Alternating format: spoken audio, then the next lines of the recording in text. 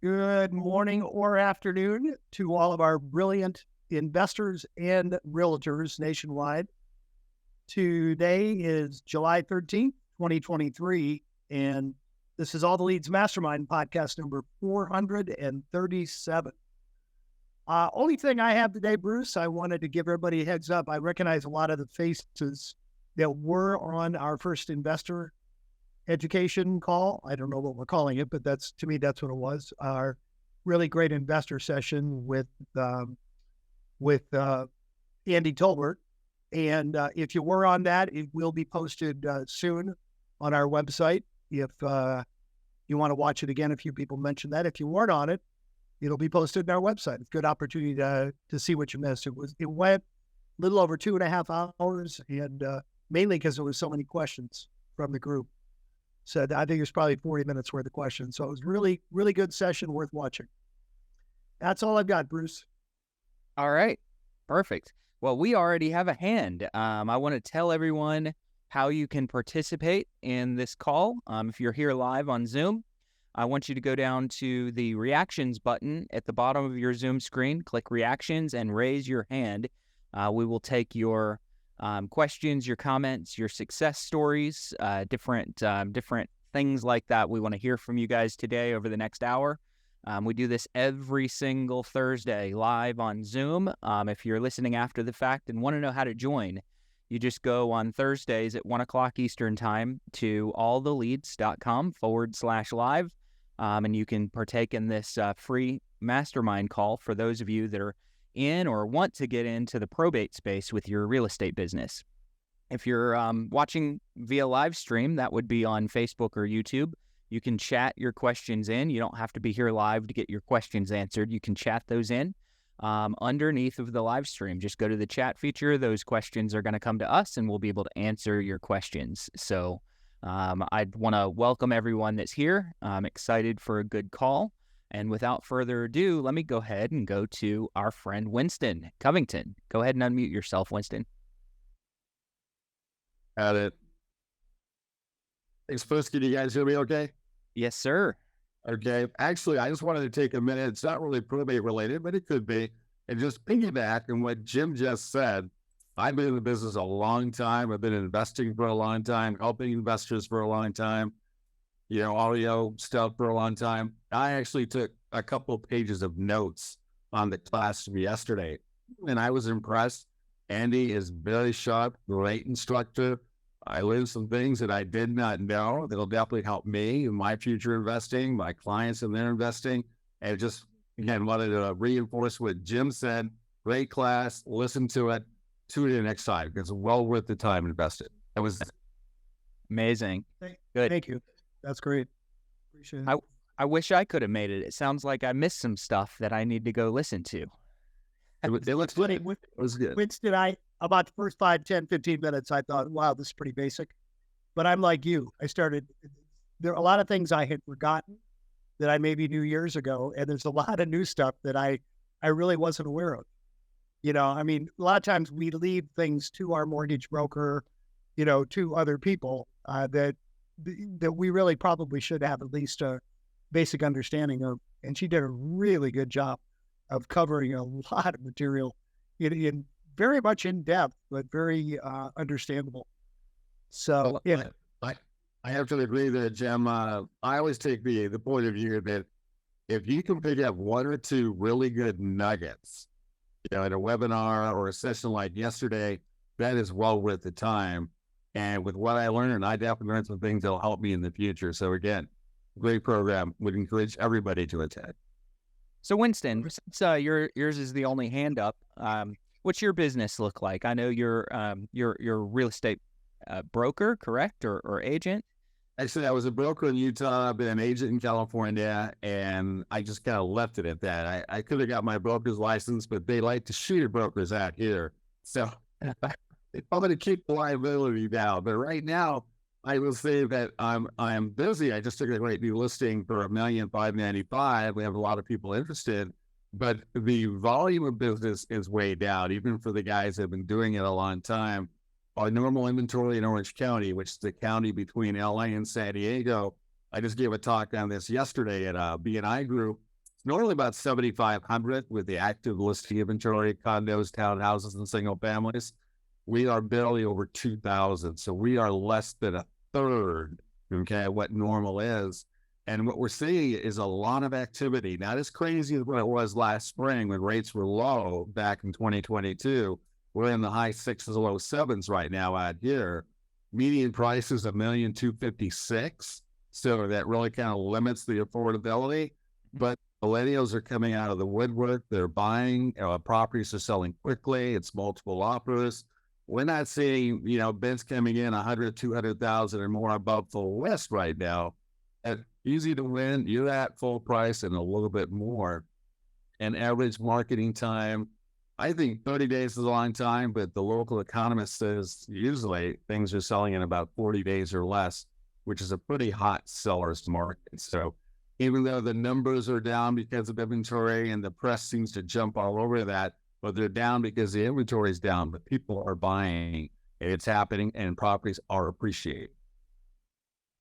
Amazing. And so is this the reason because of the tightened inventory that you started investing, or did you start investing a long time before that?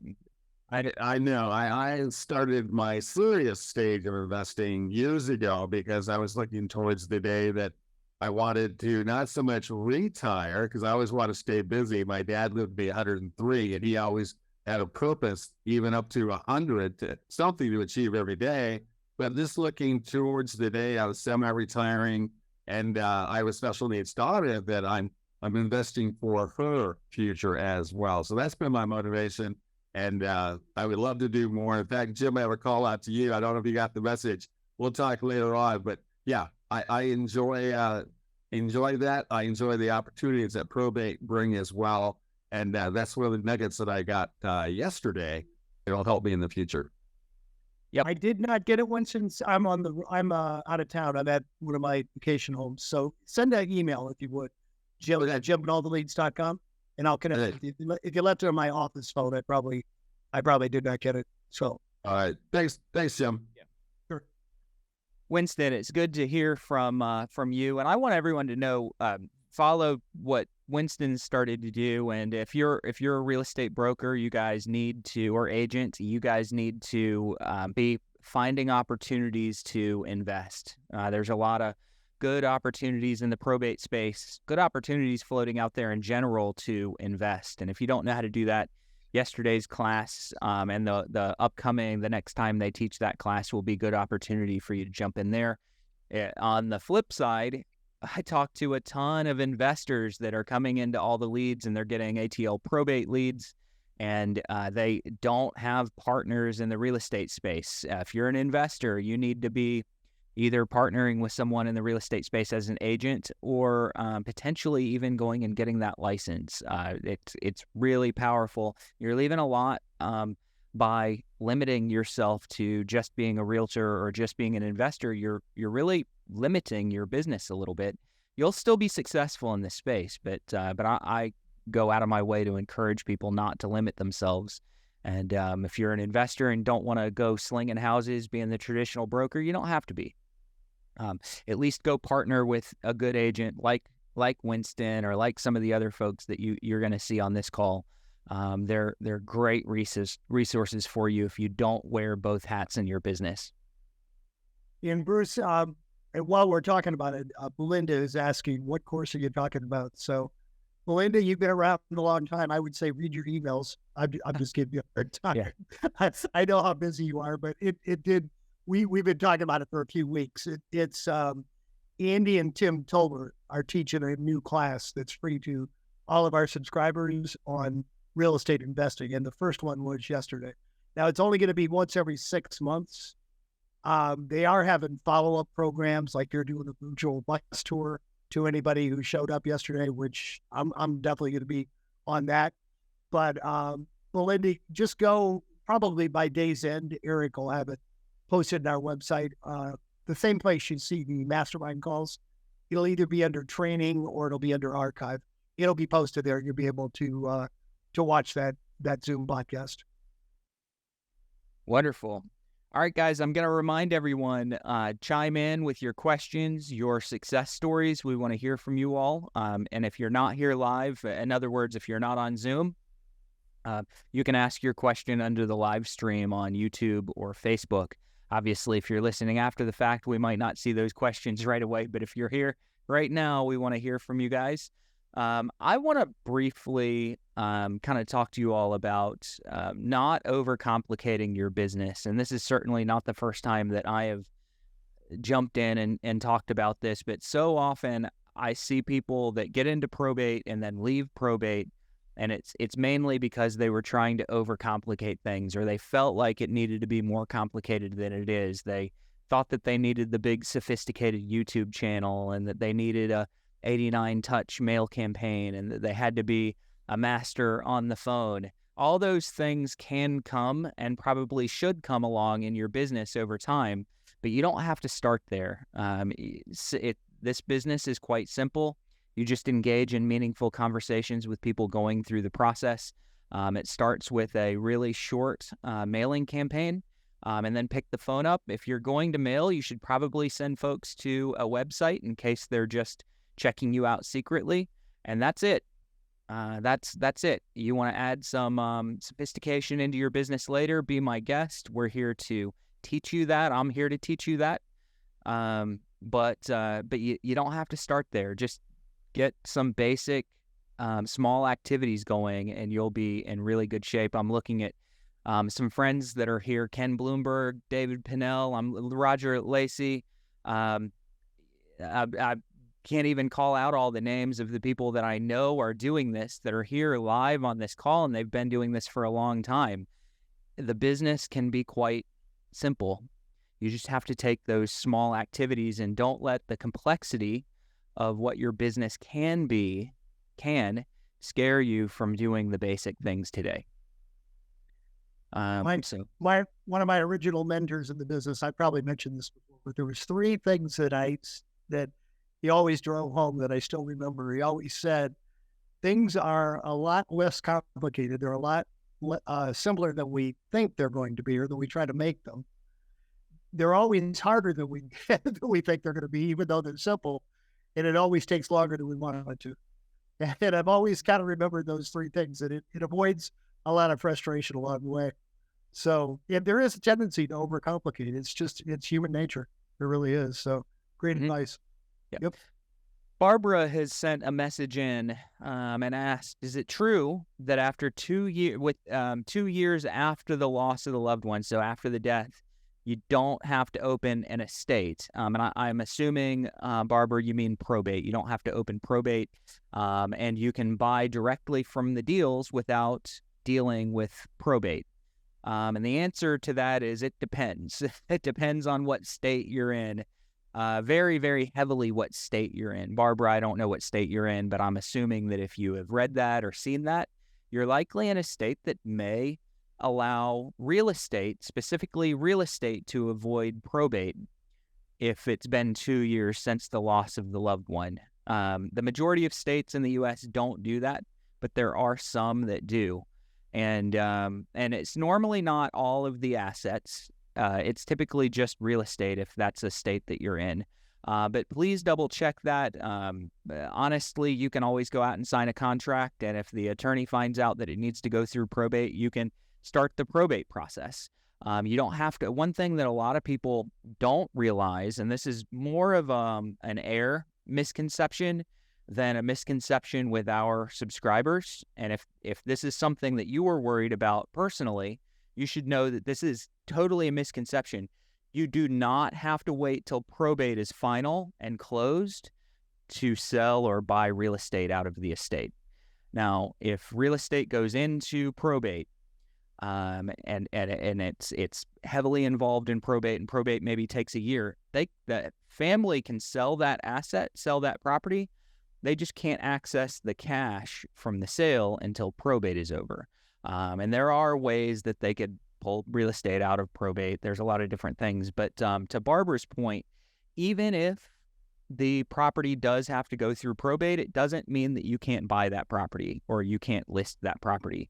It just means that the heirs aren't going to be able to access the money from it until probate closes. So it shouldn't impact your business at all, Barbara. Bruce, I see we have other hands up, but you reminded me of something that I forgot to mention. I had a really great conversation. One of our long-term 8-year subscribers in New York who was thinking about taking a break because he said, my courthouse is so backed up, a significant percentage of these places are being foreclosed before the probate can be completed.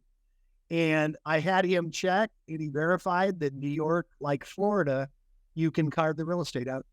And he did not know that. He did not know that. So I said, boy, what an opportunity now. Apparently the people you're talking to don't know that either.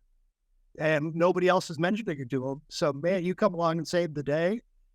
Good opportunity to buy some really good deals, and a great opportunity to take some listings because you're the only one that's given them that option. So, yeah, no matter how often we talk about it, everybody should check and see if their state has that mechanism and have that in your arsenal when you're talking to people as something you can offer them. And if you don't know for your state, so I'm in North Carolina, and I didn't know this for a couple of years. I used to just go ahead and sell the real estate and tell people that they couldn't access the money from it till probate closed. But there's a very easy mechanism here where real estate can just get plucked right out of probate, and a lot of times not even go in.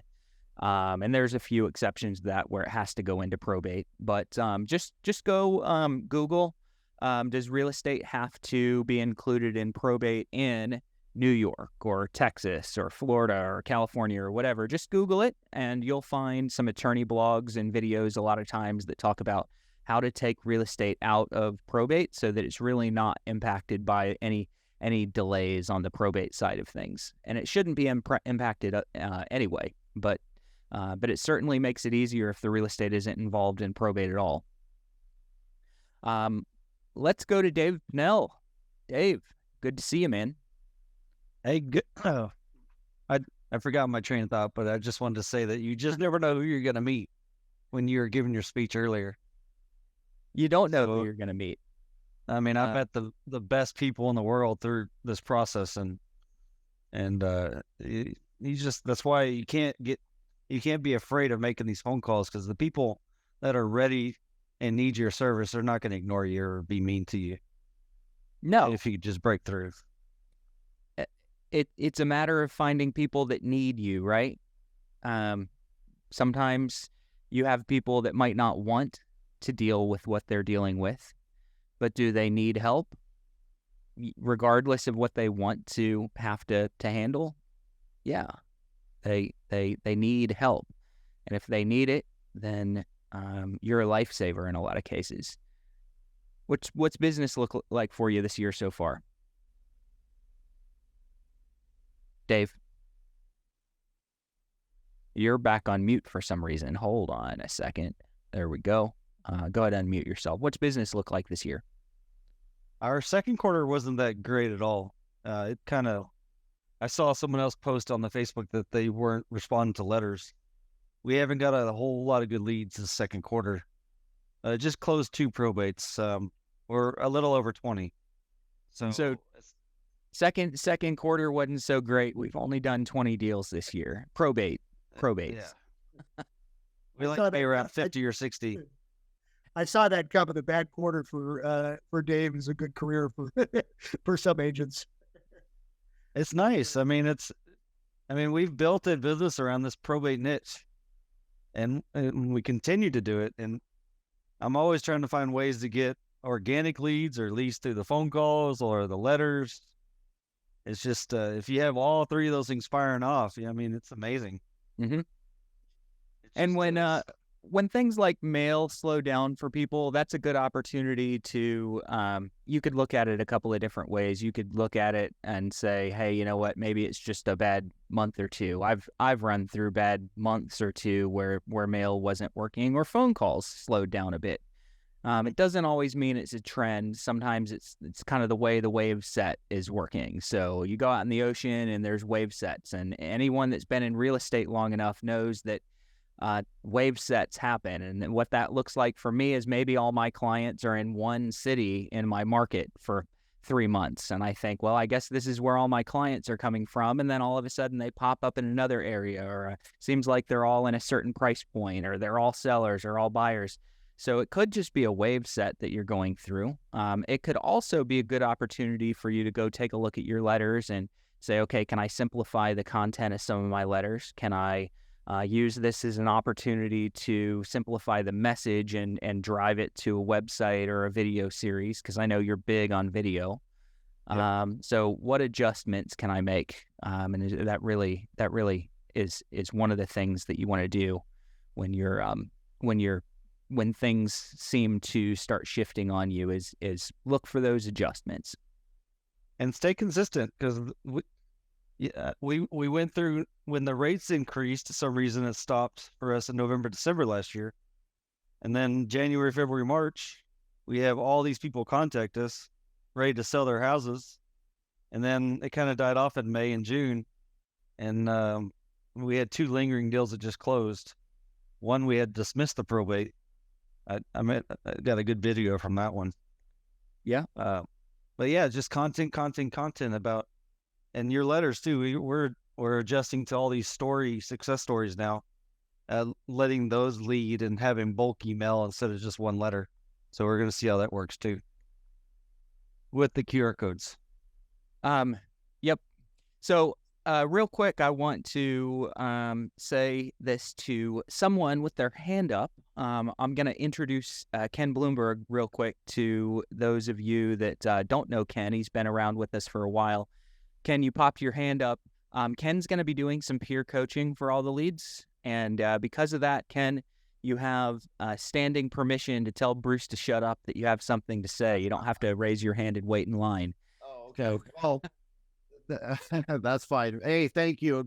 Looking forward to the opportunity. And guys, it's so simple to function at a very high level in this business. But to these guys' points, like simplification, just have a base, which is your letters and your phone calls. Like, that's it. And anything else in addition that you want to stack on, that's fine. But if you're on the phone 2 hours a day, there's no question you should have 2 to 3 deals going every single month.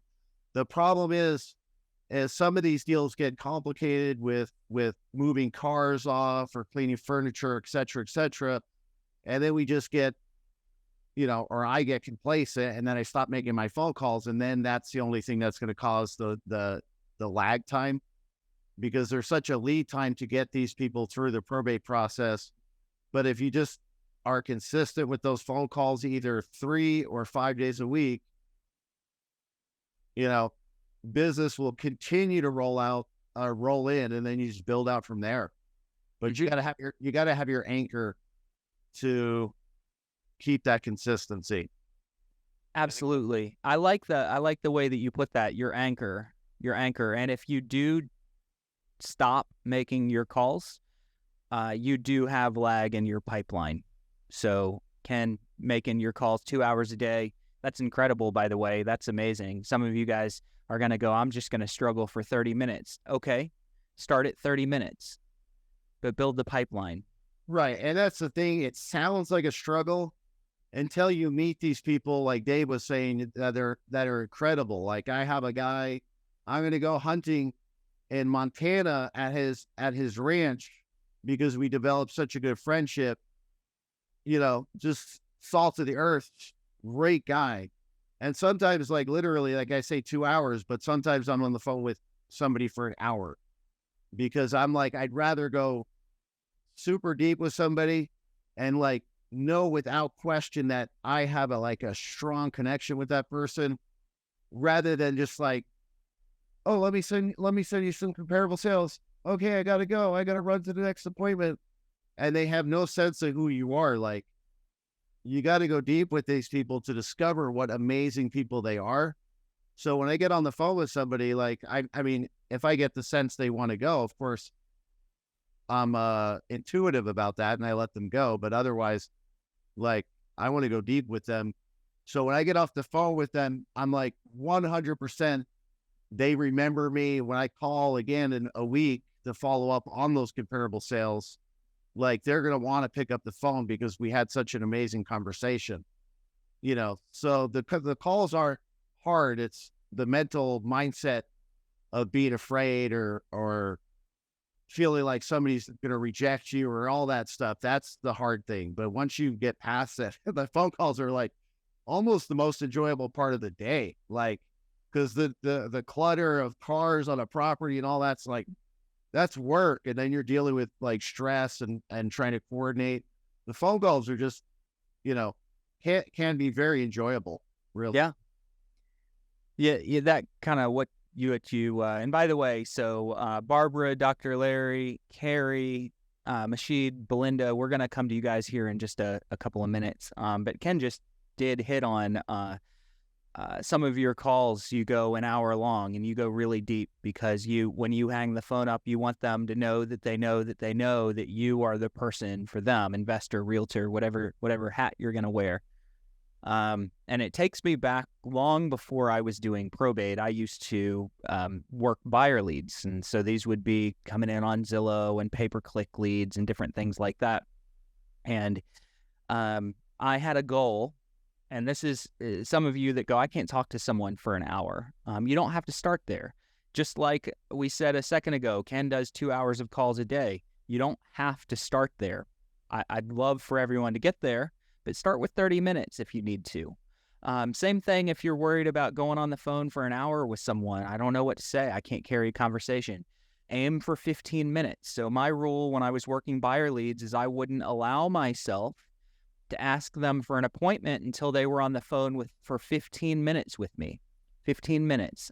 I tried everything I could to extend that call, and most of the time I could take someone that was cold and dry in the beginning of a call, and about that 7 or 8 minute mark, something would break in the conversation, and all of a sudden they'd open up, and that's when I knew I had them.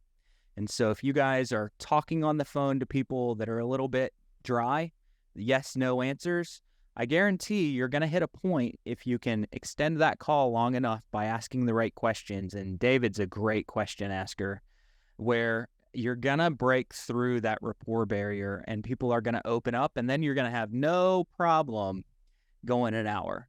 And they're going to have no problem going an hour with you, and you're going to hang the phone up and you're going to know that you have business. And not only that you have business, but you have a friend, because that's really, that's probably more valuable, truthfully, than just making a check off of someone. Yeah, and that's sometimes why I like to make calls a little bit later in the evening, because you catch somebody in the midday, and then it's going to be a little shorter, and then you're struggling a little bit more to make that connection with them. But you call them in the afternoon, they've settled in. I mean, some of these people are lonely. They're emotional. They lost somebody, and you call them a little later in the day, and you spend that kind of time with them. Back to like, they don't care how much you know until they know how much you care. I mean, cliche, but it gets to the root, the truth, that when you connect with them, then all of a sudden they, like Bruce is saying, they open up to you and they're like, yes, I need help and I have this struggle and this, and then the whole conversation completely changes. Yep. So. I had a lady yesterday that she's on the probate list. Her mom died 3 years ago, and she texted me, or she sent me an email last week about her taxes not being paid. And she wants to sell one lot of the 3 lots. She lives in a house in the middle lot. And I got over there. She doesn't have AC in the house. It's really sad. It's really hot in here, Texas. So she invites me to sit in her car with her. And I sat there for an hour and 10 minutes talking to her about the different possibilities of selling the lot and the house. And then at the end of it, she's like, I really do want to just go on a cruise and get out of here. I'm 55 years old. She started crying. I don't really deal with emotions too well. So I just kind of just, pat her on the shoulder. But she wants to go cruising. And I told her I'd work out a deal with the builder that she could stay in the house until Haltom got the zoning correct. So it could give her a year in the house of free rent. So it's just, it's got to get people out of that quicksand. Yep. and meet them on their level. Meet them on their level. If you can meet them, get that appointment, get the face-to-face, belly-to-belly. But making those phone calls and sending those letters are golden. So it's one of the reasons why we want to future pace people when we talk to folks, because they're really just like that. This lady that Dave was talking about was stuck in her current emotional state.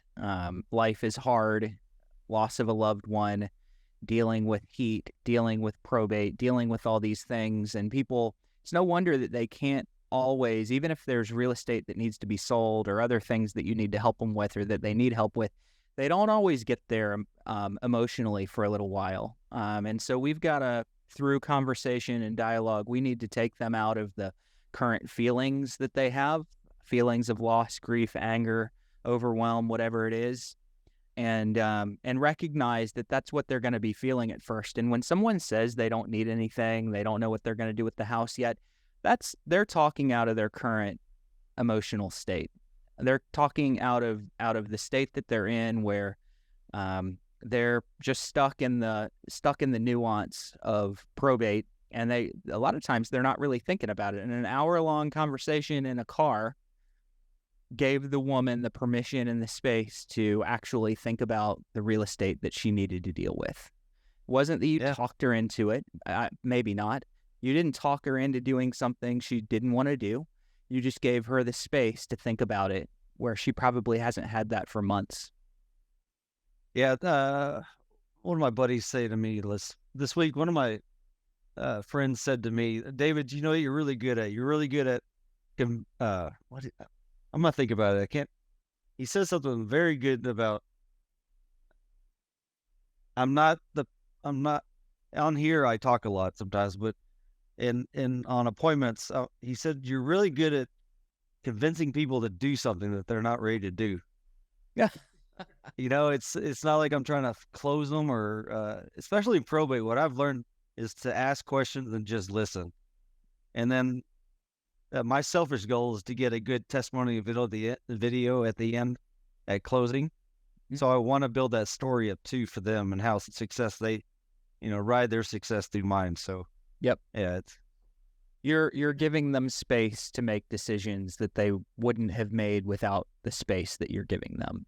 That's what yeah. And David, I was just going to say, I'll bet as good as you are at asking questions, you're not convincing them. You're letting them convince themselves. Mm-hmm. I don't know if you agree with that or not, but you're not telling them what you can do. You're asking questions that they come to that conclusion. Yeah, it's always that pain. If you ask the questions about the pain, and it's just they start hearing them talk about it, and it becomes their idea. Sure. That's anybody. I talk my 3-year-old now into doing stuff, and then he talks me into stuff too. I appreciate that. David, you can chime in whenever you want. Ken, same with you. I've had a bunch of questions pour in, and I want to go to what I truly hope that I'm not completely messing your name up. I think it's Mashid, but please correct me. Okay, perfect. It is it? But you guys can call me Mash for short. It's easier. Mash. All right. How are you? I'm good, thank you. I'm new to your platform. I signed up end of May, and then I got my June leads, didn't do anything. And then I got my July leads, and I didn't do anything. And then I got an agent-to-agent referral from the office, and it's probate. And I was like, oh my God, I should have looked into this. Now I'm freaking out. What am I going to do? And so forth. But I ended up calling the gentleman, and just like how the other gentleman that was just speaking, I forgot his name, but the call was easier than I thought. I freaked out. It took me like an hour to give him a call. And my best friend in San Francisco is a probate attorney. And I called her, and she's like, all you do, you say, I'm so sorry for your loss of your loved one. May I ask who passed? And he said his father. And then that's where the conversation rolled. And it was very easy. He has a tenant in the property, but the property is having leakage issues. So I told him I know a contractor that's legit. I can take him over this weekend, which I am. And I got in contact with the tenant, and everything is kind of rolling smoothly. And he's the only child, so there's no heirs. And he asked me, what type of probate, he has to go through and stuff. And through my friend, she said, a court confirmation or notice of, and I forgot the term that she said, but he has a will, which is good from his father. And anyways, I'm going there this Saturday, but I didn't ask when we're going to sign a contract, what my commission is. I just didn't feel that I needed to be pushy, like a regular sales call that maybe would pertain. And my husband is a clinical social worker, so that really helps me being very sympathetic. And I also lost my dad 2 years ago. So the reason why I'm also going into probate is because my best friend who's a probate attorney for the last 20 years, I've never talked about probate because business has been really slow and I've relocated from Los Angeles to Orange County. I decided to talk to her father, who was a broker for over 40 years. And I said, what would you do differently if you were to be in the real estate industry again? And he said, I would have focused on probate because that's consistent business. And that's when I decided, okay, I'm going to call you guys and stuff, but I lagged it on for 2 months. And then now I'm like, okay, totally serious about it.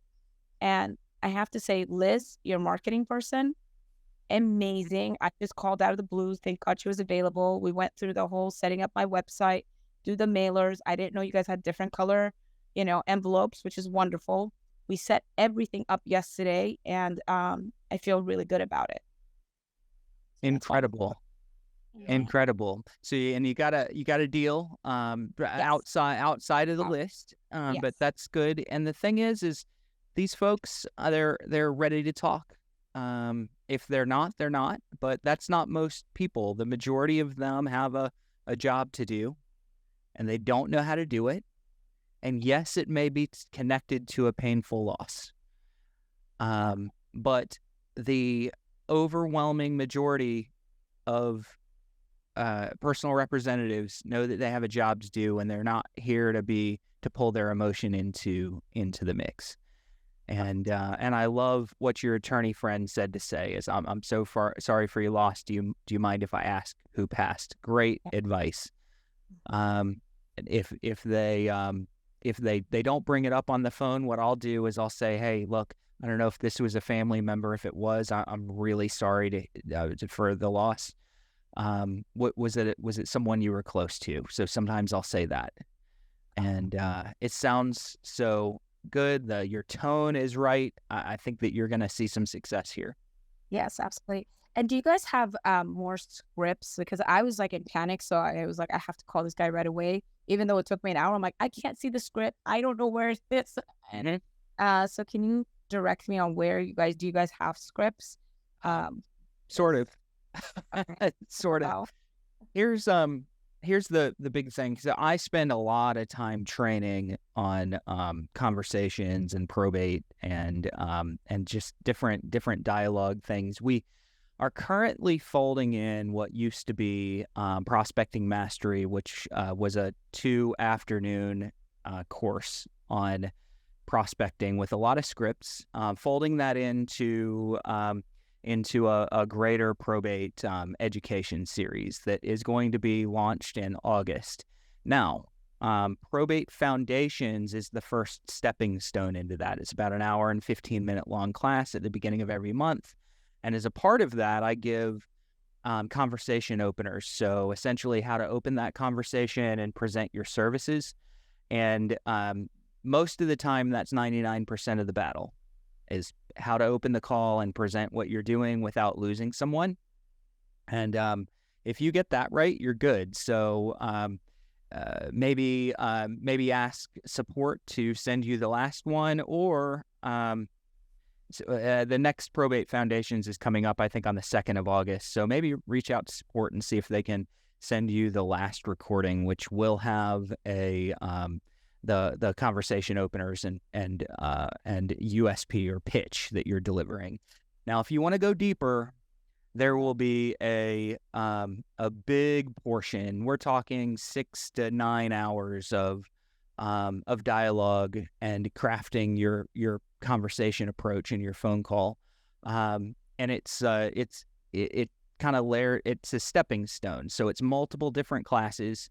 where you start with some basics, and when you have that, you add a little bit more in and a little bit more in and a little bit more in until you really have a good handle on that. And that's going to be launched in August, probably toward the middle of the month. We don't have a launch date yet, but we will be announcing that launch date next week. So anyone that's looking for a certification course or to go really deep into your probate, be on the lookout, be checking your emails from all the leads next week, and you'll see when that class is going to start. It's going to be a 6-week mastermind, by the way. So 2 classes a week for 6 weeks and really take you guys deep. So be on the lookout. Got it. And is it to get your certification for probate or no? There will be a certification with it. Okay, because I already got my certification through NARS, but I preferred going through you guys and learning more. Okay. Cool. All right. Thank you. Hey, Mash, I wanted to add one encouraging thing. The 2 to 3 months that you haven't worked yet, they're just starting to ripen. You've lost very little by not working them immediately. So those leads are still extremely viable. They may even be more ready to do something than if you'd called them on day one, as long as you get started soon. Don't wait a year. but once you get this first listing, start calling those leads, and you'll still do very well with them. Mm-hmm. Yep. In addition to that, I'd like to say also what you just did there is so powerful. You revealed that you just lost somebody 2 years ago, but if you connect with the people you're talking to, and you share your experience like that. My mom just went to she was living on her own. She fell down. Now she's in an assisted care. I had to go visit her, and that's painful. And, I feel like I probably am going to lose her pretty soon. And that's, it's sad, and it's a lot of work and confusing and all those things. So when you put yourself out there on a personal level, like there's no way that you're not going to connect with people on a deeper level, because they understand that you have gone through it recently and you're putting your emotions and wearing them on your sleeves. And that's just such a powerful way to connect with these people. Just tell your story. If of course, don't lie, but if you have a story like you lost I think you said your father, let them know how you felt about that and what it took you to go through that. Yep, exactly. I couldn't agree more. For those that just chatted in about Prospecting Mastery, I see some chats. Prospecting Mastery, we won't be doing a live one this month. If you've already taken it, please ask for the recording from last month, and then be on the lookout for the certification course that's going to include prospecting and a whole lot more really soon. But as far as Prospecting Mastery goes, if you have taken that, you can get access to the past Prospecting Mastery classes. If you haven't taken it, you're going to get something even better in August. Okay. Now, Barbara, you chatted a little bit ago about kind of having to wait for probate, and you're in North Carolina, so you are noticing that a lot of the probate cases don't have real estate in the probate, and that's absolutely true. You're in my state. You do not have to put real estate into probate. As a matter of fact, the majority of time, if there is real estate directly tied into the probate case, it's a mistake. So it's someone that put real estate in there on accident. They don't have to put it in unless there are absolutely no assets to cover debts. Okay, so if you have no assets to cover debts, in some cases, the court's going to require you to put real estate into the estate or into probate. But otherwise, if you see real estate actually in probate, in the probate filing, it may have been a mistake that they made. So why would you still get probate leads is because that's an indication of who's probably going to have real estate that they're inheriting, whether that real estate is in the estate or not. 70% of the time they're inheriting or real estate is being transferred. So you need to call those people. They don't know whether real estate's in or out of the estate. They've never done it before. Just so you know, in North Carolina, a lot of times it won't be in the estate. It won't be part of probate. Dr. Larry, so you've got a house under contract with a lady whose mother just passed away and left her house in the will. You're told that this is going to have to go through probate. Is that correct? And are you able to sell it? You 99% of the time can sell the house now while it's in probate, while it's going through probate. Now, they just can't access the funds from the sale. The funds from the sale. So right now it's just an asset, and that asset is hypothetically worth $200,000. And if you were to sell the house, you're transferring that $200,000 in value out of real estate form and into liquid cash form. So that cash just has to stay in the estate. In probate, once probate is settled, then the family can get their money. But you can 99% of the time, you can sell the property now. You can settle now. They're just not going to be able to take the money from it. So I wouldn't let that stop you. Now, 1% of the time, there's a weird situation and it has to wait till probate's over. But that's a very, very unusual situation. And I would just proceed as though you're going to buy the house and close until an attorney or title company stops you, and know that that's going to happen extremely rarely. Hopefully that helps. Carrie, what are a few things that you can provide probate attorneys to add value and build out your network? You spoke to one that you know, and he asked for some cards after I offered up CMAs to assist with the personal representative's inventory. Okay, so what are you going to offer probate attorneys? I've talked to many dozens of probate attorneys, and almost always they just say, look, take care of my clients and make my job a little bit easier. That's it. So you may offer, if you have time, to courier some paperwork back and forth between them and their client. You may tell them that, look, if there's real estate involved, they don't have to worry about coordinating anything, and their client doesn't have to coordinate anything, that you'll take over the process of coordinating the lawn care and the locksmiths and the evaluations and the property clean out. Just tell them the things that you'll take off of their plate, and then just say something along the lines of this. And some of you don't want to do this, but this is what I do. I do all those things for free. I put food on my plate, put food on my table by selling real estate. So I'm doing all these other ancillary services without an expectation of financial compensation. All I really ask is, if they sell a house, they give me a shot to show them what I can get them. And that's it. So you're offering something of value. And then as far as the attorneys go, I would just make sure that you're in front of that attorney, or at least at their office once a month. You're not going to build a relationship in one single visit. You want to build up name recognition over time. So hopefully that helps. If there's any follow-up questions, you can ask. And I want to take the opportunity to go to Belinda. Belinda, go ahead. Yes, the question relates to something that I think either Ken or David said a while back. We talked about phone calls. And, I called people, and initially I just got on the phone. I said, we'll give yourself 15 minutes. And believe me, I watched the clock. And after you do that a couple of times, you stop watching the clock, and then you put in more time. But that just kind of got me back onto the phone. But the question is this, though, regarding how many times do you all call like one person as you're trying to reach them? My concern, and maybe it shouldn't be, is I don't want a person to see my number on their call list, over and over and over and over again, as if I'm hunting them. So I just kind of felt that if I called them once a week to try to, actually get through and talk to someone, that may be sufficient. But in general, what do you all do? So I want to hear from Ken and Dave, but I'm going to tell you what I do. I call right away. So I'm going to call day one. And if they don't answer, I'm not going to leave a message. I'm going to call again the next day. And if they don't answer, I will leave a message. So now they've seen my number twice in 2 days. I'm usually going to call again if they haven't responded about 4 days later.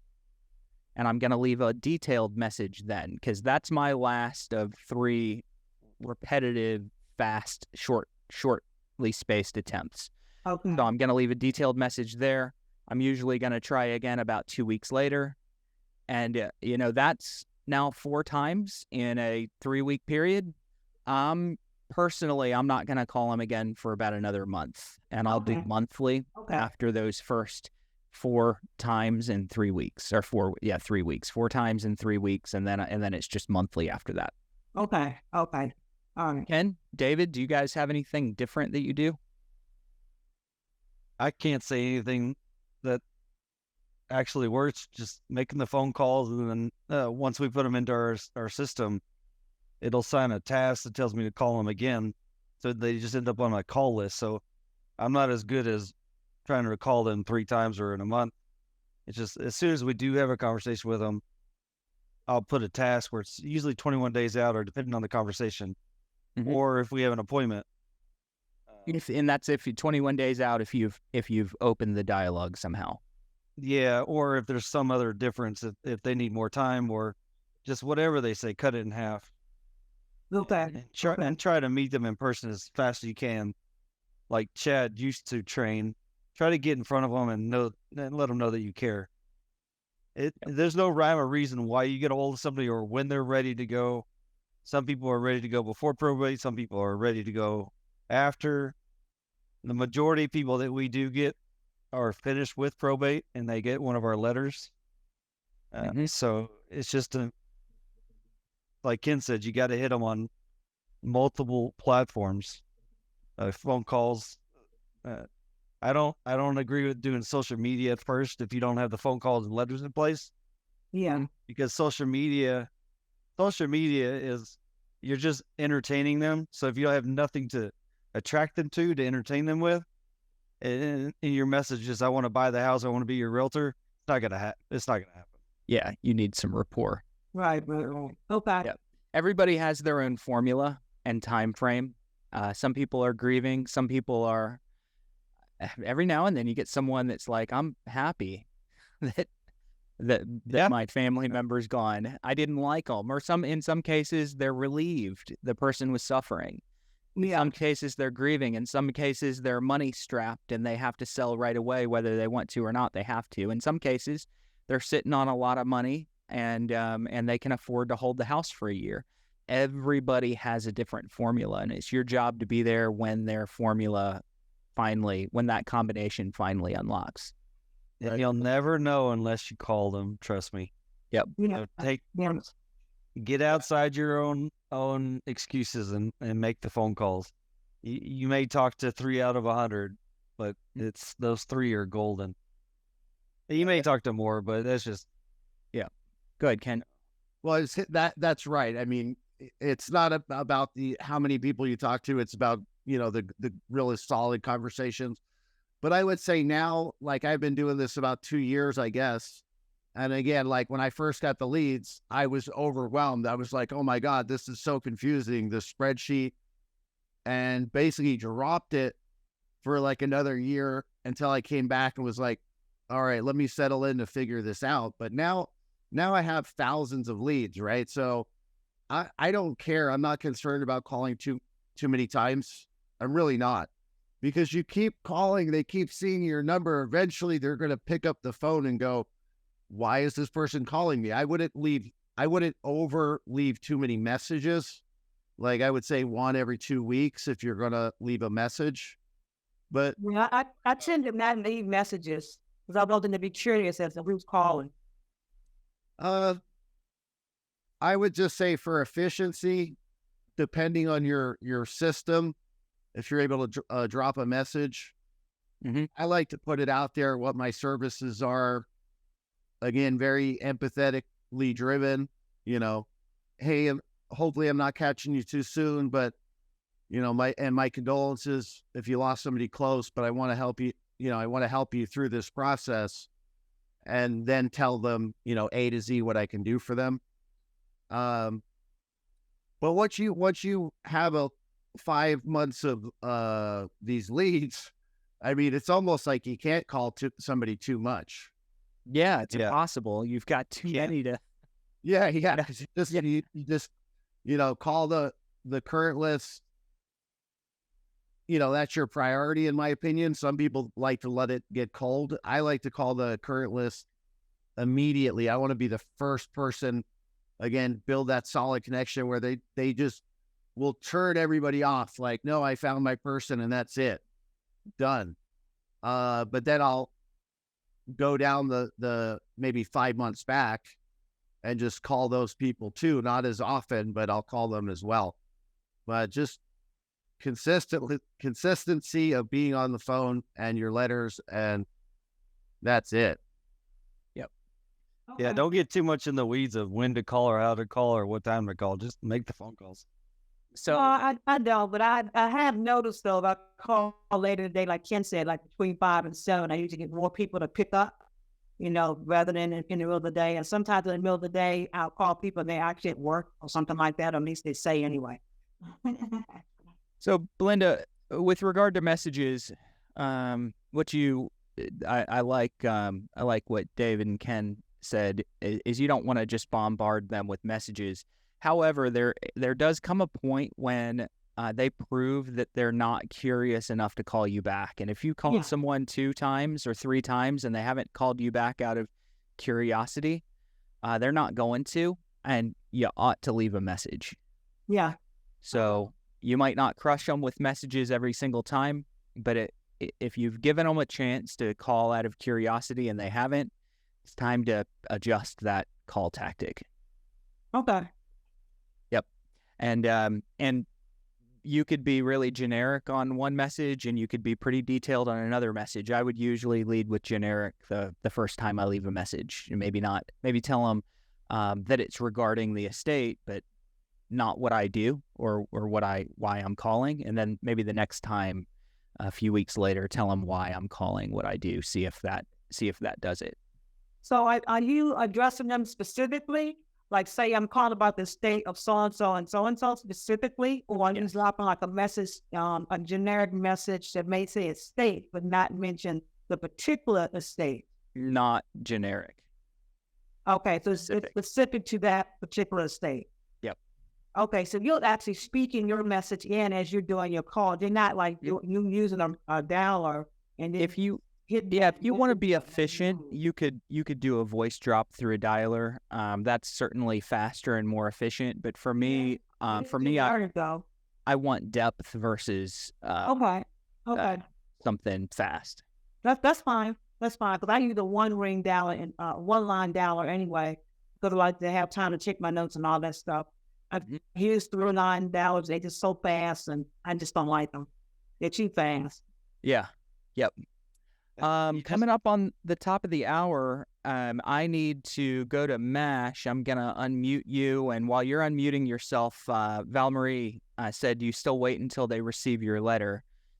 When they receive your letter before the phone call, it always warms that phone call up. It gives you a nice pattern disruptor where you can call and instead of saying, hey, you don't know me, but this is who I am, calling about this such and such, you could always say, hey, you might not know me, but I was the person that sent you the letter last week with the brochure in it. Did you open that? And it just, instead of thinking, how do I get you off of the phone? They're thinking more, did I look at that letter? There, it warms that call up if you call after the letter. There's pros and cons to both, but I definitely do like to call after a letter when I'm sending letters. Mash, you there? Yes. Yep. I had a question.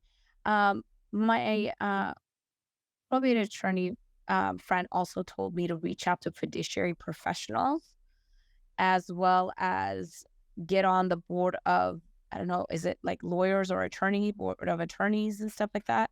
What is your professionals? Yeah, state professionals. So what is your recommendation on that? And I did reach out to one fiduciary professional, but she's like, I need an assistant, I need this, I need that, I need to make videos. And I followed up and I actually, had 2 people go for an interview. Unfortunately, it didn't work out, but she just kind of like wanted.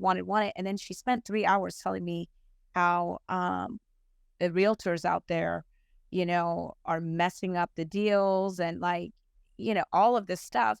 But I don't know, like, she was always like, take, which is fine. But at the same time, I was just like, I'm working for you so hard and you're complaining about the realtors.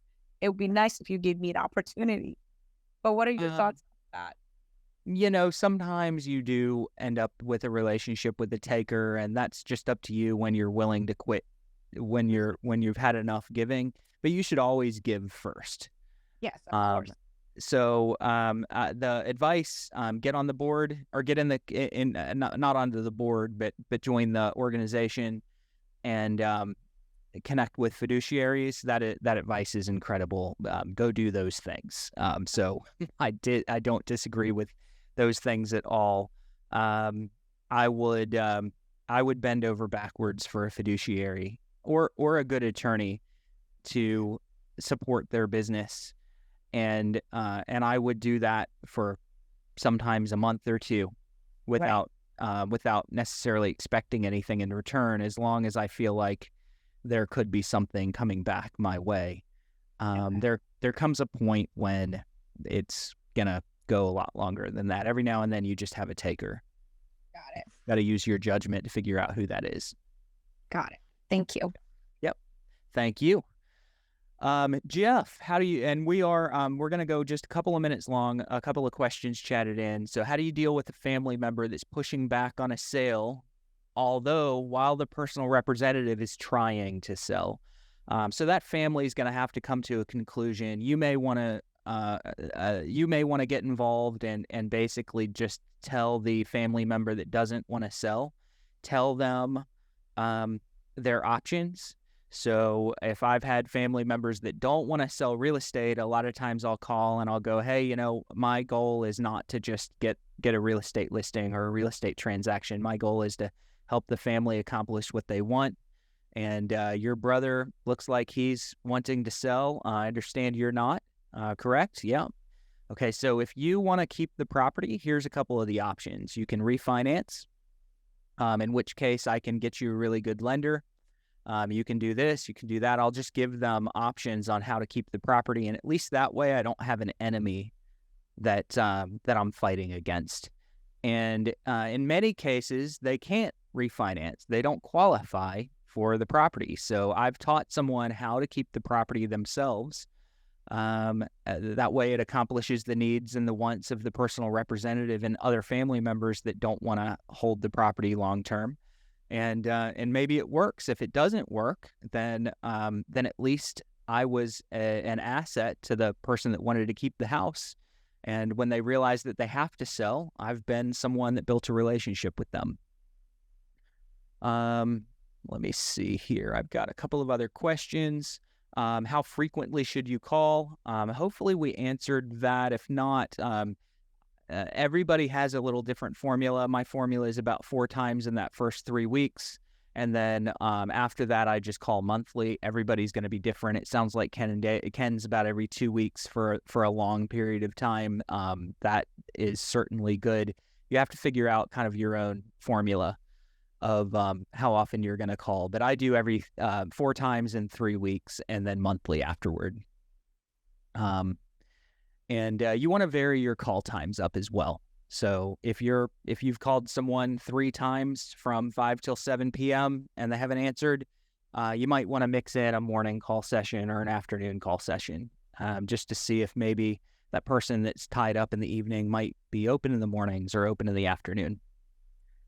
All right, and that looks like I've gotten everyone. By the way, Ron, you mentioned that Property Plus training was not available. It's a message that said it violated YouTube's terms. I've had that happen so many times with videos that don't violate their terms. It's just an algorithm. It's something in their settings. Eric or Alyssa, please see if we can access that video and get it reloaded if we can. So hopefully that can get fixed soon, Ron. With that said, let's kick it over to Jim.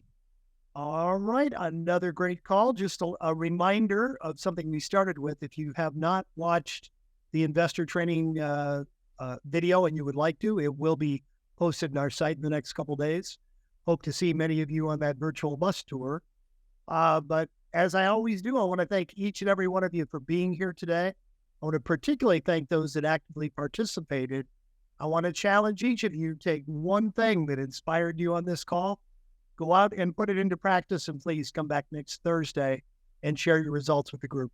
Have a great week, everybody. Take care. See you same time next week.